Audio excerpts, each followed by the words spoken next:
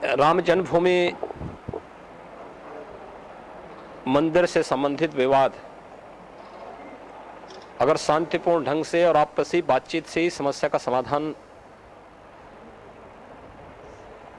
होने की संभावना होती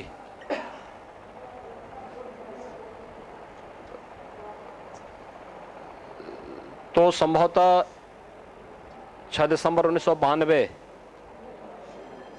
की घटना की नौबत नहीं आती। मुस्लिम पक्ष की हठधर्मिता, हिंदू समाज को अपमानित करने की दुरभिसंधि इसके लिए जिम्मेदार है।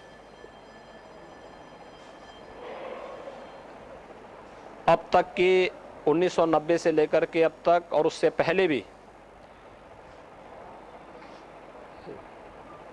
ये बात साबित हो चुकी है, मुस्लिम पक्ष सौहार्दपूर्ण ढंग से बातचीत के माध्यम से समस्या का समाधान नहीं चाहता है। मैंने पहले भी कहा था कि हाशिम अंसारी अपनी बातों पर कभी अड़िग नहीं रहते।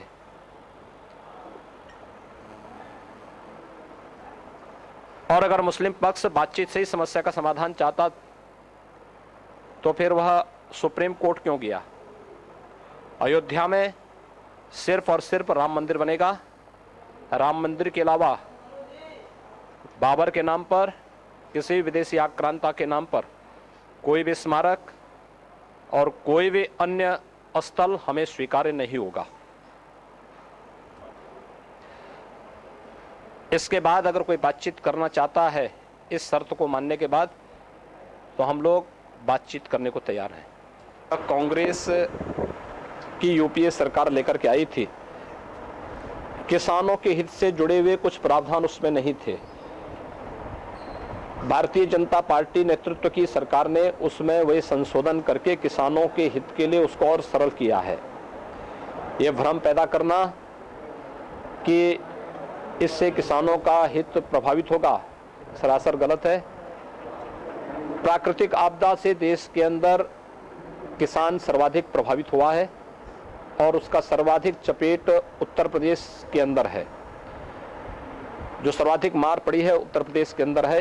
एक अनुमान के अनुसार लगभग 97 लाख हेक्टेयर कृषि भूमि पूरी तरह तबाह हुई है बेमौसम बारिश और ओलावृष्टि से। जो फसल है भी तो किसानों का उत्पादन उसमें लगभग 40% गिर गया है। माननीय प्रधानमंत्री जी ने केंद्रीय टीमें भेजी हैं पूरे प्रदेश का आंकलन करने के लिए। प्रदेश सरकार के नकारेपन, प्रदेश सरकार की उदासीनता और प्रदेश सरकार के द्वारा किसानों के हित के बारे में समय पर निर्णय न लेने, घटना स्थलों पर उन ब्यौरों को न लेने और किसानों को मुआवजा न देने के कारण लगभग 50 से ऊपर किसानों ने अब तक उत्तर प्रदेश के अंदर आत्महत्याएं की हैं।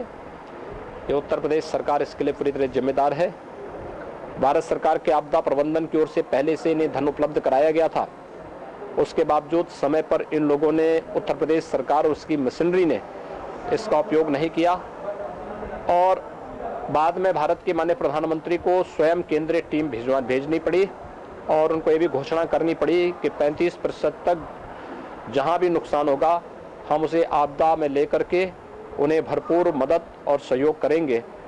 इस संबंध में मैंने स्वयं भारत के गृह मंत्री, जिनके अंदर आपदा प्रबंधन आता है, और भारत की कृषि मंत्री को मैंने स्वयं भी लिखा था और मैंने उनसे स्वयं भी इस बात की मांग की थी कि उत्तर प्रदेश के लिए विशेष टीम गठित करके और उत्तर प्रदेश में किसानों को भरपूर मुआवजा दिया जाए।